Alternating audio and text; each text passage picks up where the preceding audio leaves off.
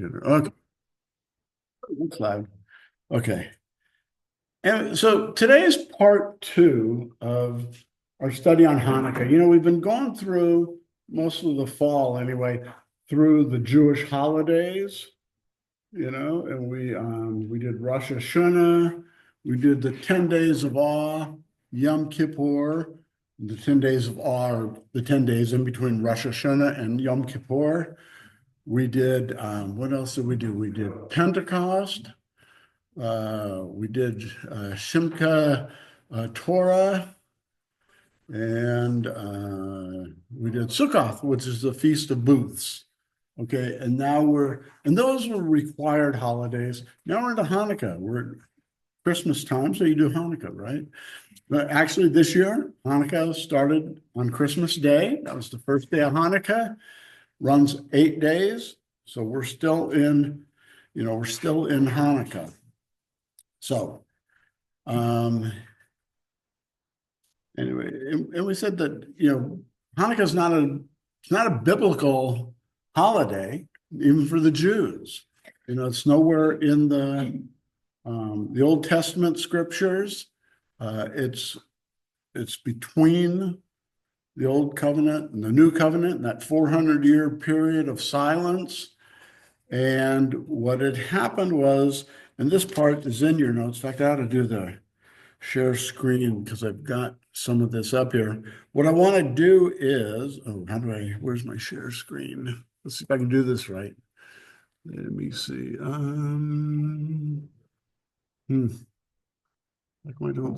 I got to open it up. Hang on a second. I got to open this up.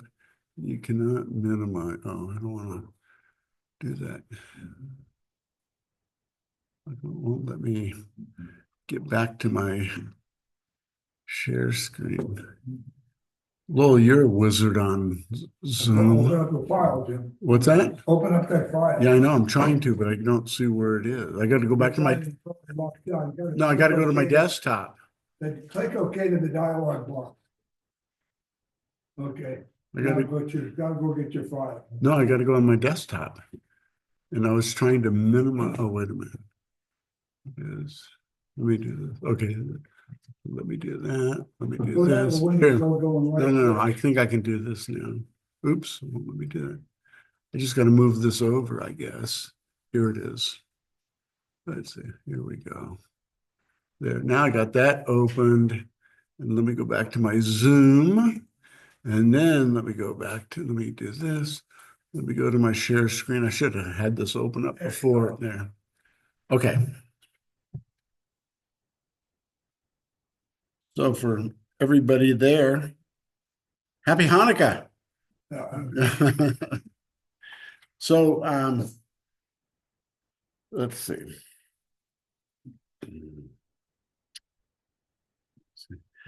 Let's start out with this. We talked about this a little bit, but I didn't have a screen up for it. And we got, which is it? Is it Hanukkah or Hanukkah? Yeah. See, you got the H, it's Hanukkah, but then you've got the CH when they spell it that way, it's Hanukkah, like that. And so then they argue over, you'd have to have the Hebrew letters up there. I didn't want to go find them. But anyway, and because I was looking at the Hebrew letters, but I was also forgetting, you got to read right to left. They're not left to right. But anyway, so they argue over, because they're trying to kind of translate it or transliterate it to English. So you have to have the same kind of sounds. Like we don't have a sound in English. So it's done either way. Jews don't even know which way it's supposed to be. I mean, the average Jew. But I've got the two Ks underlined there because they emphasize Hanukkah. And they want to, what I read anyway, they put the two Ks in to emphasize the Ka, Hanukkah. And then the CH there is the Hanukkah. So, well, you got to know that. Because I'm going to teach you the class, and if I just used the Hanukkah, and then you saw it written Hanukkah, you'd go, what's happening here? So if you ever have questions like this, You go to Chabad.org, it's CHAB. I think I spelled it right. Bod, BOD. Chabad.org. That's the Hasidic site. Those are the real conservative Jews, the ones that wear the blacks and the black hat and the curls and that. And they'll answer any Jewish question, that you have. And they'll answer it, I think they answer it correctly for the Jews, like that. The temple here in Onakoma, that used to be, I think, like a Reformed Jewish temple. And they were really dying on the vine. They didn't have a pastor for a long time. A rabbi would come up every so often, and do a Sabbath service and all that. And then this young couple, I forget their names, he's a Hasidic is what they're called. He's a Hasidic rabbi, and he's with the Chabads. And he started to work here in Havasu, well, actually a good part of Mojave County, and started doing services. They ended up by merging with that temple there on Acoma, and I think they've pretty much taken it over. I mean, not like a hostile takeover, but I think he's running it full time. And you can find them on Facebook. I watched them on Facebook. I ran into him at the grocery store the other day. I just told him, and in fact, it was on Friday, so he was probably getting ready for a Sabbath dinner and that. And I just introduced myself, and I told him I watch him on Facebook. I've seen his work there and all that. So that's that story. Okay. Gene, Yes, sir. so they have a menorah out, but they're lighting another light every day to get to the 8 days. Right. They have like a middle one too, like they have 9. Right. The one you just had in your picture had 7. Well, let me see. I got the right ones on. No, that's got 7. I've got the right ones later on in the presentation. Okay. So there's a Star of David, and that's obviously, I think, the most recognizable sign that people see for Jewish people or, the nation Israel and stuff like that. But that doesn't go back all in history. It's a fairly modern last couple of 100 years where that's a thing. So we talked last week about, Alexander the Great and how he conquered the world. By the time he was 33, he had conquered the known world. Okay. And, but he died. He died at 33 years old. Didn't put his kingdom in a trust, I guess. And so it got divided up by his 4 generals, And so I wish I could point here without, need something to point with. I don't have anything to point with. Anyway, down here in Egypt is where General Ptolemy took over. Starts with the PT. Okay. And this is all the Seleucid Empire.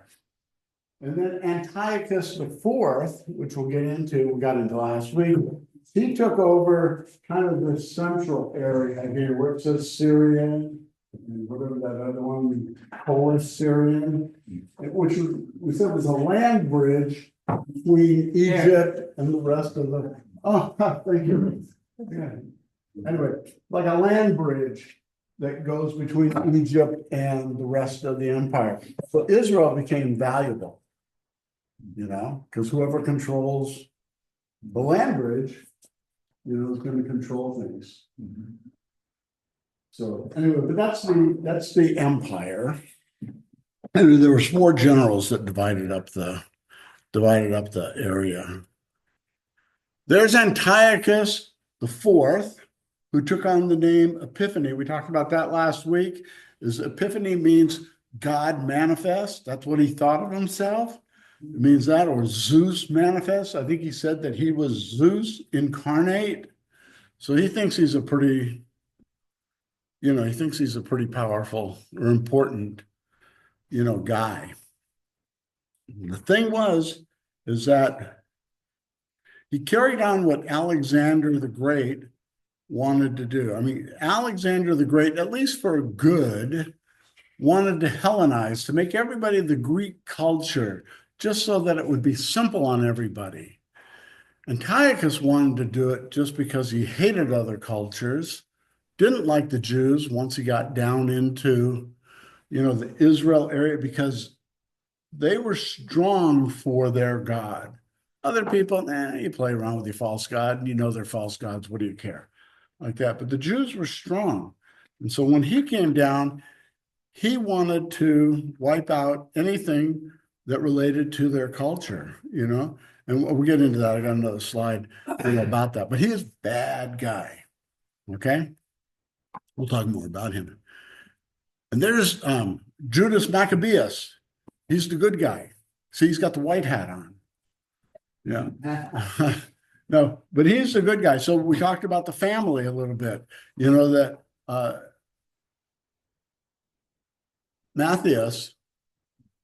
Maccabeus was the father. He had the 5 sons.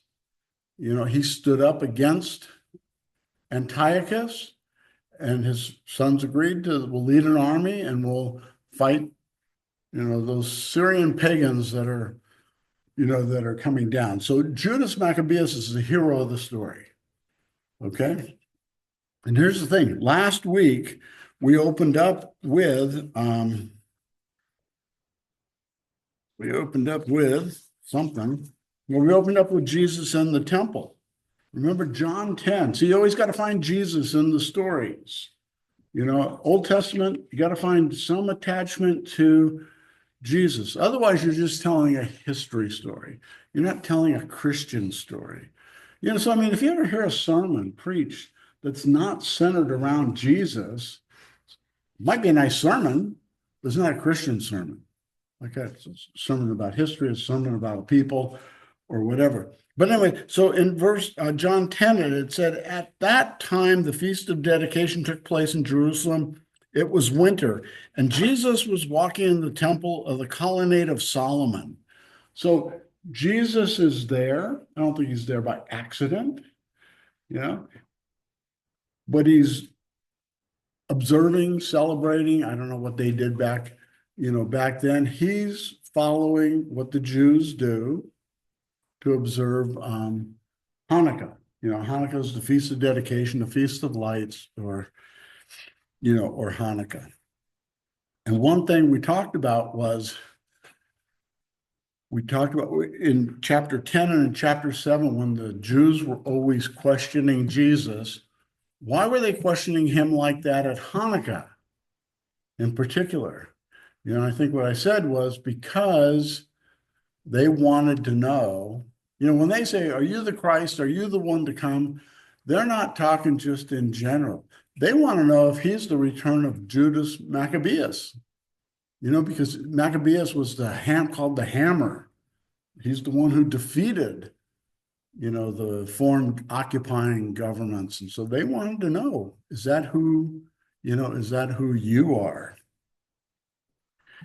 So, and then the other important part is when we get into what I forget how to say his name, Antioch, about what he was trying to do. But he I lost my train of thought. So I'll move on. Here's the historical context for, I don't know how well you can read that. Can you read that okay? Anybody? Yeah. Everybody read that? I got to figure out how to make it a little bit bigger. But anyway, it says that he dedicated the Jewish temple to Zeus. That was the first thing. I'm going to replace your God with my God, because my God's more powerful than your God. My God works for me. Okay. He sacrificed a pig and other unclean animals on the altar. That's big offense. Just a huge offense. He forbid the Jews from keeping Sabbath or festivals and forbid circumcision under the pain of death. So here's the thing. You take away the Sabbaths and you take away the festivals and stuff like that. How long until your religion is gone? What if for some reason, for 100 years, nobody was able to celebrate Easter, Easter week, Christmas, whatever holidays we observe, how long would it take until it was gone? Think about it. How long does it, even when we can celebrate them, how long does it take when people stop going to church for the family to be unbelievers?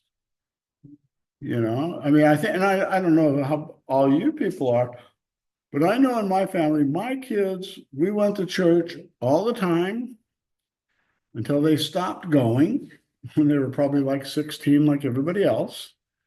And they'd come back, go away, come back. And none of them have really raised their kids to go to church regularly. My two youngest grandkids, who are like 5 and 7, are in a good Christian school in Southern California. I've got a granddaughter who's 13 or 14, but parents don't go to church. My son, the little ones, they don't go to church. My middle son, he's got a daughter who's like 13 or 14, and she goes to a church with her friends. In fact, she even works with the kids and VBS and stuff like that. But I don't know that she knows much of anything. And then my daughter's kids would go to church when she felt like going to church, and she did have them baptized, which was a good thing. But I don't think that's the first thing that comes to their mind on a Sunday morning. So if they're not lost to the church, their kids will probably be lost to the church. So it doesn't take long. And this is what they attempt to do when they try to wipe out, the things that commemorate your religion. Yeah. Why did they tolerate it? Who tolerate it? The Maccabees tolerated what was going on until they got to a certain point and say enough is enough. Let's take them out. Well, we don't know how long it was that the enough was enough. Maybe it was the second week. I don't know. But we said that last week. How much can you do? If the whole let's pick a foreign country, okay? California. What if their troops from the National Guard came over the border into Lake Havasu? I don't know, in Havasu, we probably have them out armed, Yeah. But I mean, something like that. I mean, if you had the hordes of somebody, coming over the hill, how much can you do? I mean, we hear noise outside and we look out the window and our building is, surrounded by, I don't know who it would be, but I mean, it's surrounded. What can you do? And you got to remember, the Jews had been under other people's rule for a long time, and they were used to it. Were they tolerated just to exist, put up with it and everything else, get along with them and everything, so that, and then all of a sudden it gets to be more suppression and more suppression. Well, until it reaches a point. But a lot of people also don't know. They don't know that suppression is keeping them from their religion. Hey, I think I brought this up last week or a couple of weeks ago. Look how the churches folded during COVID when the government said close. We just say close. You can't go to church, and then churches would try to do things, and then the government would come back after them, and you read about a lot of churches that tried to mitigate the not meeting together, but trying to do the distancing, and the government would still say, no. I don't mean to bring that up as a political thing. I'm just saying the church folded, Ward. It's interesting though that in other countries, like easy one is China, how they're being persecuted and the Christians are growing. So and we don't need to get into that, but just the interesting contrast of how we fold, we're so weak, whereas them they're getting put in prison and it's just right, because we're soft. We are. No, I mean we are, because we don't have any persecution. We have people telling us not to do things, but that's not persecution. Persecution is that they, pardon? It's not. Yeah. No, persecution is if the government says, don't do something, and we do it, and they haul Ray out and chop his head off. Oh, now maybe we got some persecution here. But if they say, don't do something, and we say, I'm calling an attorney, I mean, that's not persecution. I have legal rights in this matter. I may lose, but I still have legal rights. But that's the way it starts, little bit, little bit, Well, little bit. until they trust me, do more, I- and then I- you're under their thumb. I think they had them under their thumbs as soon as they invaded and took over the country, regardless of what they did in the temple. You know, I mean, you got to remember, these people are just trying to, and probably half of them probably liked having somebody controlling them. You know, that they weren't that committed to the system that they had. So anyway, the required celebrations of his birthday, you know, and a festival dedicated to one of their people or gods, Dionysus, required people to prove abandonment of Judaism by sacrificing pig and eating a portion. Like that. Now, what would that be like here? I mean, what if they said, deny Christ, or I'm going to kill your family? What do we do? Yeah, I know I go to extremes when I bring up examples like that, but I mean, it's what do you do? So, and the last thing is this, I want to save this for the end. I want to kind of do this in three parts. Is this martyrdom of 7 brothers and their mother. That's a cool story from Second Maccabees. Okay, but anyways, I'm just trying to review where we get, and then we'll get into the Hanukkah celebration stuff. So then I've got the cleansing of the temple. This is from the book of Maccabees. This whole thing is from the book of Maccabees, which is, I'll show the people on screen. Okay, from the Apocrypha. Okay, now this is just an Apocrypha all by itself, real small writing, no notes or anything. I was telling Lowell and Julie earlier that Concordia Publishing House, if you've ever seen the Lutheran Study Bible, the one the pastor held up, you know, this morning, you know, big, thick, thousands of notes, you know, references in the columns. And so they've done the same with the Apocrypha. And they've turned this into a book like this. But it's got all the notes, all the references, all the notes from the church fathers, you know, and stuff like that. And it's this book here. But we don't have this in our Bible. You know, people say that the Apocrypha was taken out of the Bible, and it really wasn't. It was never really a part of the Bible. The Jews never had it in their Bible. Christians had it in their Bible. I think Eusebius translated it into Latin in his Bible. And but I brought in, pardon? Do the Catholics have it in there? This is called the Jerusalem Bible. So you know it's got to be something holy. Okay. And scattered throughout, this is the same thing as like with the Greek Orthodox Bible. Scattered throughout the scripture, they've got all these books, you know, inserted. In this one, well, it's after Chronicles. It's after Chronicles, but it's before the Psalms and the big prophets and stuff like that. But you got First and Second Maccabees, you got Tobit, Judith, the Wisdom of Solomon. What are some of the others? There's 7 of them, okay, that are there. But what it says on the screen, because I got part of it covered up, it says on the 25th, this may be a little bit different translation, it says on the 25th of the 9th month of Chislev, that's the Jewish month that we're in right now. Well, it's called something else. I think it's Kislev. Nobody ever spells things the same when they do it. In the year 148, there arose at dawn and offered a lawful sacrifice on the new altar of the Holocaust, which they had made. So this is after they cleansed the temple. They got a new altar. And now they call it, in this translation, they call it the Holocaust, which is the sacrificial offerings,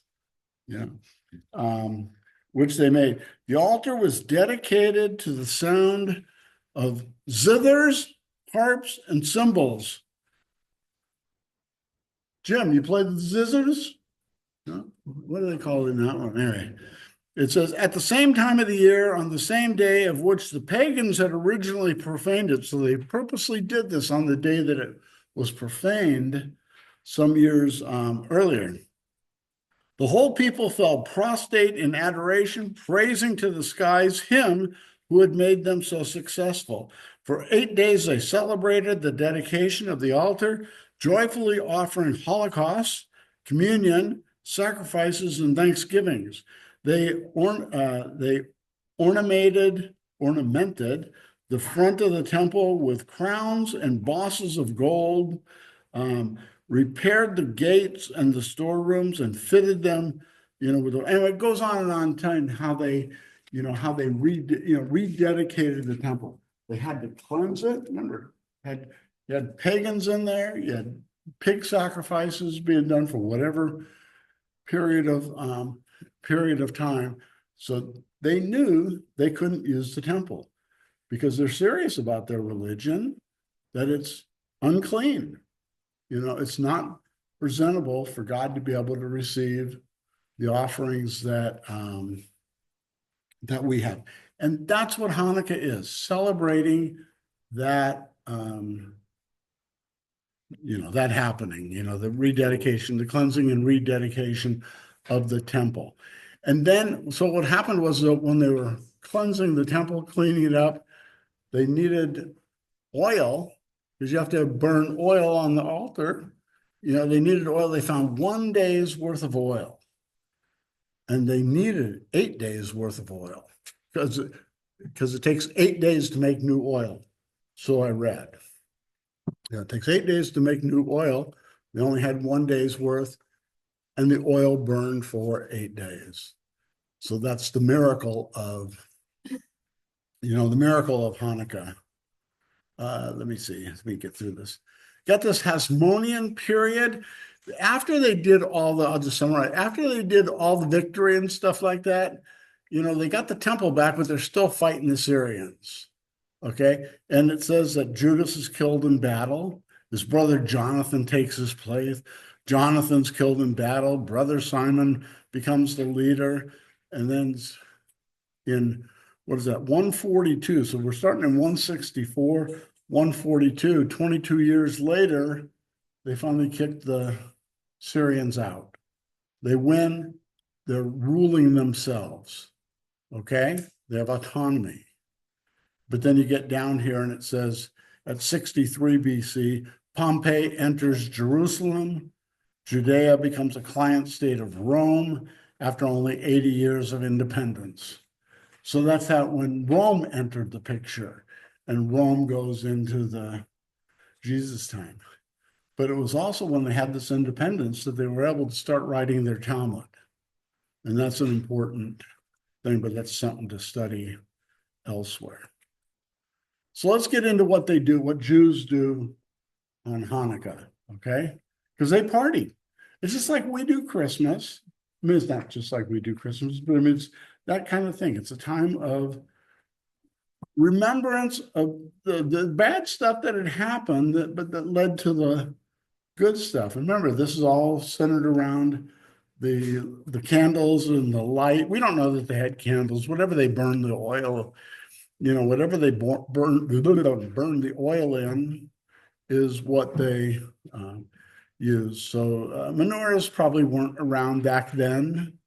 They're a later invention. But this is called, notice I got this, called the Hanukkah menorah. And this is the point that Pastor Skip brought up, because this has 9 candles on it. So it's not the same menorah as is usually used, that has the 6 candles and the 7th one is for the lighting. That's what we have up on our altar. We have 3 candles on each side.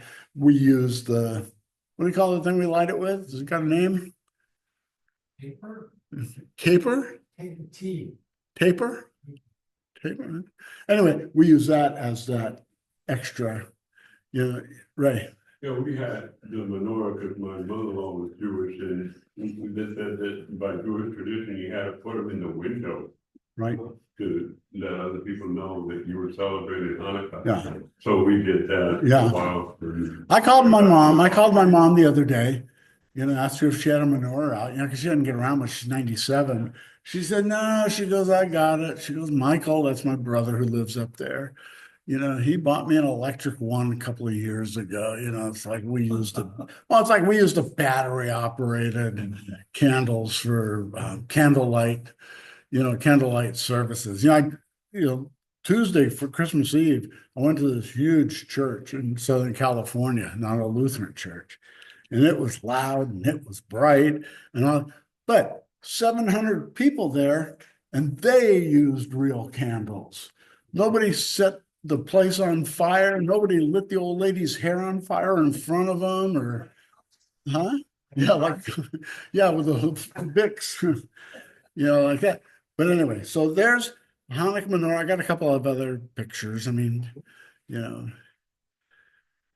but anyway, like I say, these are kind of like a Johnny come lately thing, people now figuring out, because Hanukkah wasn't always celebrated. It was celebrated probably then, and then probably went 1,800 years with nobody paying attention. And then somewhere along the line, someone said, let's do this. Not much different than Christmas. Christmas wasn't celebrated a long time ago like that until what, 200-300 years ago, when it became popular. The Germans put candles on the Christmas. Hallmark cards got involved, and who knows what made it big. Maybe Charles Dickens did. I don't know, but it wasn't always celebrated. The Puritans, we all know the Puritans, right? Okay. They're not a football team. No, the Puritans, the Puritans came over to start America, right? They forbade Christmas. I mean, just it's not in the Bible. Why are we doing that? Why are you doing that? You didn't, so we had to wait a couple hundred years for the Puritans to die out so we could do it. Anyway, so okay, foods that they eat. Okay, anybody ever had potato latkes? Huh? They're like hash browns. If you go to McDonald's, get their hash browns. They're like those, but they got onions in them and other things. But you notice on there that I've got oily foods because they eat oily foods, things that are cooked in grease or oil, because celebrating the oil that lasted, all that, all those times. They've got these, what's it called here? Sufganiyats. Okay, they're jelly donuts, but they're all oily foods because they're fried.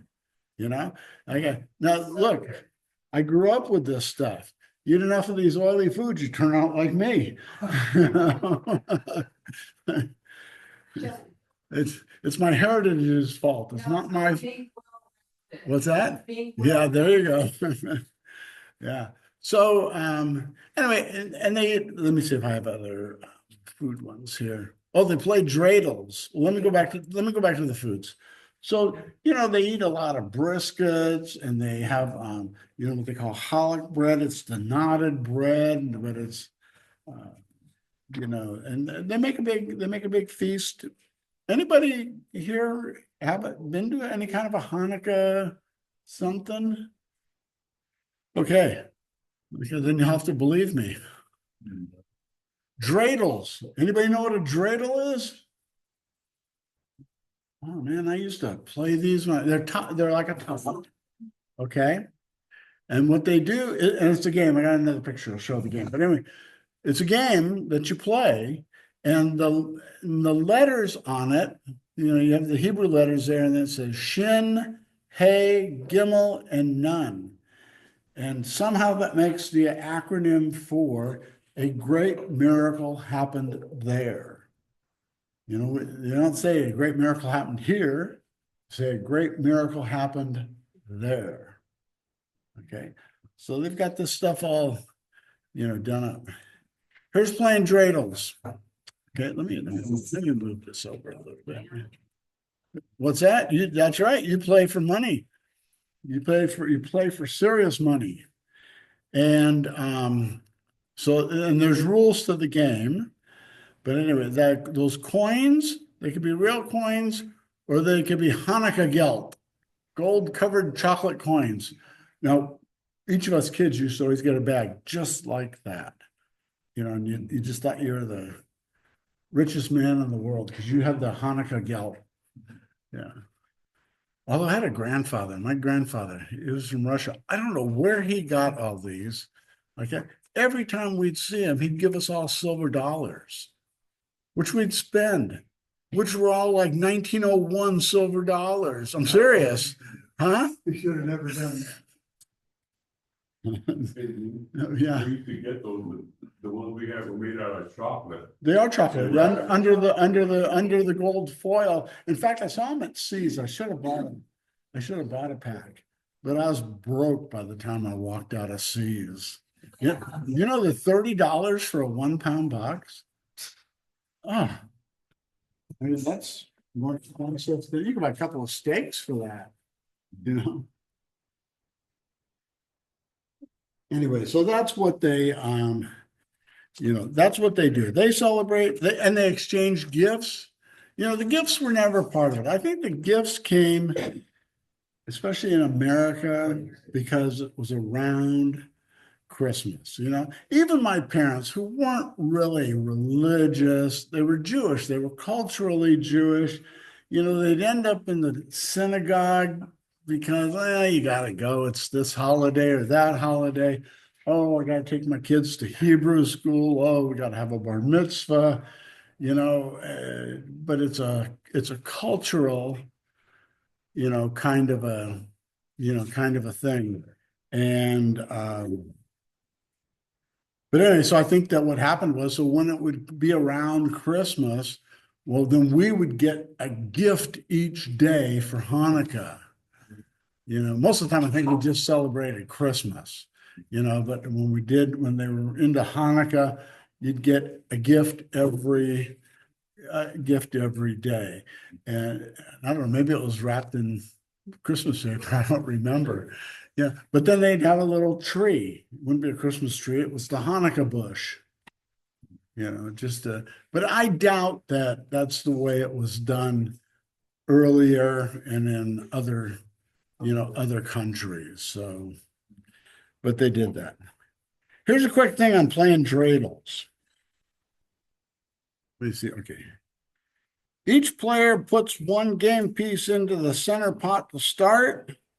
The letters are none means nothing. Player does nothing. If it comes up. Gimel is all, player takes all the pieces from the pot. The hay is half, player takes half the pot. Or shin, they have to put in to the pot. So I don't know who thought of this kind of stuff. But anyway, you go around the table, you do the dreidels, you take the money, you put in the money, and do all that. And somehow but you got to remember, their time is supposed to be a festive time. They tried to kill us, and we lived. That's what they say about all the Jewish holidays. They tried to kill us, we lived, let's eat. No, seriously, they do that. Let's see what else I got on here. Gene, Yes, sir. there's a big dreidel kind of across from the synagogue on the other side of the coma. Did you see that? It's like really big. Is it on the other side or is it on their side? I thought it was on the other side. We speculated it was like the rabbi's house. Yeah, there's a couple of cars there. I saw that before. Right. Yeah. Well, in some of these towns, are you writing me a check? I'm writing Rick a check. Oh, why did read that? Why does he Is get all? his name Lamb of God? No. Why does he get all the girls giving him money? Anyway, but in towns, you know, where they do the Christmas decorating, the holiday decorations, and maybe they have a main street with 4 corners. And so they do each corner, you know, they do a Christian corner with a nativity scene. They do a Jewish, you know, Hanukkah kind of corner, and they'll have the big dreidel and the menorah, you know, up. I forget what else I'm sure that they do, you know, whatever Islam, huh? Well, that's what this is. Whatever Islam does at that time. I don't know what they do. Maybe it's just a saber. No. But nobody does Festivus, where you just got the steel pole Christmas tree. You'd have to watch Seinfeld to know what that is. But anyway, anyway, they do that with they'll have the big menorah out, they'll have the big dreidel out, and anyway, so then more happy Hanukkah stuff. This one's got the right menorah, you know, on it. So that's those. I want to go to, because as much as we celebrate things, let me take this off the screen, stop the share. Okay. As much as we celebrate stuff, or they celebrate stuff, or whatever, you don't want to get caught up in the festivities of it. You want to do the remembrance of what happened. So this is what we do, you know, say like at Easter time. You know, what's Easter most known for? Outside of these 4 walls, what's Easter most known for? Bunny rabbits, eggs, candy. Okay, and people can go through all Easter for years upon years and never associate it with the resurrection of the Lord. Never. Like that. So what we've done is we've made the celebration more important. So what becomes important is the celebration, not what was being celebrated or commemorated. So I'm sorry, go ahead. Christmas is Santa Claus and toys. The Christmas is Santa Claus and, you know, and toys. And like I've said before, I don't mind that so much as long as Christians celebrate the nativity of our Lord. You know, you get up, you read to each other the Christmas story, you go to church or whatever you do, and you do all the Christian stuff that we would do for that. And then when that's over, if you want to go do Christmas, you make it a separate thing. You know, you tell your kids, the nativity of our Lord, that part's over. We did all that. Hey, I hear somebody's doing a Christmas thing, and let's go do, you know, Christmas like it's almost separate. So I don't have a problem itself with Christmas, just that everybody wants to mix it up. And then I think I said this one time, that's how you end up with the Santa Claus kneeling at the manger praying. It's like, what is that? Yeah, right. I just wonder how much of that is the church's fault, like Ash Wednesday. I mean, how many people do you actually see around town or anywhere with a cross on their forehead, or somebody that has it would be asked, why is that on your forehead? How come you got a smudge on there? And then be able to explain what it means. Yeah, well, but that's part of it though, is to get people to ask, to start a conversation and stuff like that. I'm sure that more people used to walk around. I mean, yeah, again, Ash Wednesday is not in the Bible, so we don't know when that started to become, you know, a big to do, but I'm sure at one time it was a lot bigger. You know, I'm sure in Luther's time, if they did Ash Wednesday back then, I'd have to look and see when that started. But say in Luther's time, when you only have a couple of churches there and they're all doing Ash Wednesday and they're all doing the ashes on, I'm sure a lot more people walked around town with the ashes on their forehead than you see today, you know. And a lot of times today it's, you know, virtue signaling. You know, you'll see the politician who probably hasn't been to church in all year, but he's on camera doing his, you know, interview or whatever, but he's got the, A number of years ago, Bob Kirk was, had a picture up today. Well, he and his deceased wife and Carol and I, after Wednesday night service, last Wednesday, we go to Dairy Queen. Hmm. And the kid at the counter said, what's on your forehead? yeah. And again, people just don't people don't just, they don't know. Like I say, it's good. People ask. Now, are we ready to give an answer? Yeah, we did, Yeah, like that. And a lot of people, I've been not giving an answer. I don't really know. I don't know. Everybody went up front, got it on their head, and I went up front. I mean, the churches I belonged to, for the first 25 years I was a Christian, didn't do that kind of stuff, at all. I mean, they think you're Roman Catholic if if you do. So let me read this part from this is second Maccabees, and it's kind of a retelling of the story. So this is before the cleansing of the temple. This has to do with when when they were taken oath. This is second Maccabees chapter 7, in case you want to open up your apocrypha at home and sit and read it in bed. It says, it happened also that 7 brothers and their mother were arrested and were being compelled by the king under torture with whips and straps to partake of unlawful pig's flesh. And this goes back to that one thing where it said they made you eat the stuff to prove that you had rejected. One of them, acting as their spokesman, said, "What do you intend to ask and learn from us? For we are ready to die rather than transgress the laws of our ancestors." So one of the 7 brothers, probably the oldest, stood up and said, "What do you want to know? Because we're not giving in." This goes back to Ray's thing, maybe from the very beginning when they were challenged, that they stood up. The king fell in, no, this is Antiochus IV, Epiphanes. The king fell into a rage and gave orders to have pans and cauldrons heated. These were heated immediately, and he commanded that the tongue of their spokesman be cut out, and that they scalp him and cut off his hands and feet, while the rest of the brothers and the mother looked on. So you can see we got a pretty big confrontation going on there, right? When he was utterly helpless, the king ordered them to take him to the fire, still breathing, and to fry him in the pan.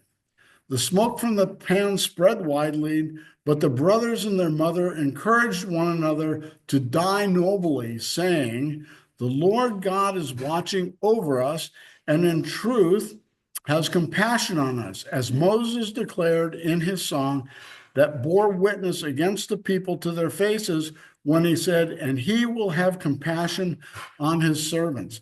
Here's the thing here, is that these people know what the words of God are. They know what the promises of God are. This makes you wonder why this isn't, inspired language, but it may just be history. These people, but it tells you, this is why you can read the Apocrypha. There's a lot of good things to get out of here, is that these people are challenged for their faith and they have an answer for it. Okay. So it says, after the first brother had died in this way, they brought forward the second for their sport. They tore off the skin of his head with the hair and asked, "Will you eat rather than have your body punished limb by limb?" He replied in the language of his ancestors. That means he spoke in Hebrew so that they wouldn't understand. And said to them, "No." Therefore, he underwent tortures as the first brother had done. And when he was at his last breath, he said, "You accursed wretch, you dismiss us from this present life, but the King of the universe will raise us up to a renewal of everlasting life because we have died for his laws." So these people know about the resurrection. They look forward to being raised up, just like Job spoke about, being raised up in the last days. After him, the third victim was their sport when it was demanded, and he quickly put out his tongue and courageously stretched forth his hands and said nobly, "I got these from heaven, and because of his laws, I disdain them, and from him I hope to get them back again." So this guy knows where he came from, that he was created by God. Where Jeremiah said, "I have known you before you were conceived in your mother's womb." And these people know. They not only know what they believe, they know why they believe it. And I fear for ourselves a lot of times that we don't know what we're supposed to know and why, and what we believe and why we believe it enough to stand up for whatever, whatever comes. It says, as a result, the king himself and those with him were astonished at the young man's spirit, for he regarded his sufferings as nothing. That's the same way Jesus went to the cross.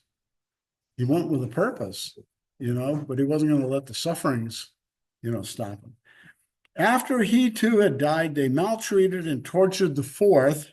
Anyway, it goes on and on. Okay, all the brothers get to be the same.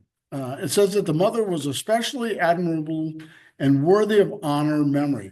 Although she saw her 7 sons perish within a single day, she bore it with good courage because of her hope in the Lord. She's not looking for the cavalry to come over the hill and rescue her. So it gets down to the last son. And the king goes to the mother. I'll just paraphrase this. The king goes to the mother and says, you got to talk him out of this. This is kind of crazy. Tell him to just eat the pig, and we'll call it a day. And she wouldn't. And then finally she said, well, let me go talk to him. So she goes over to talk to him. But in her own tongue, she told him pretty much, stand strong like your brothers. Something to that effect. And then it finishes up and it says, the king fell into a rage, because he stood up and he spoke back to the king. It says the king fell into a rage and handled him worse than the others, being exasperated at his scorn. So he died in his integrity, putting his whole trust in the Lord. I mean, that's a hallelujah moment. And then the next verse just says, last of all, the mother died after her sons. Yeah, I mean, that's a great story. That's a great story that we never hear. And here's the thing. So whether Maccabees is inspired or not inspired, was it true? Because now all of a sudden you've got Jesus in the temple in John 10 observing the Feast of Dedication, which is based solely on these writings in Maccabees. He must know that they're true. He may not be inspired, but he knows that they're true. So he knows that the stories are true. And maybe they're a prefiguring of him going to the cross under being tortured. So anyway, I hope we're still in Hanukkah. We're in Hanukkah till, I don't know, the 8th day.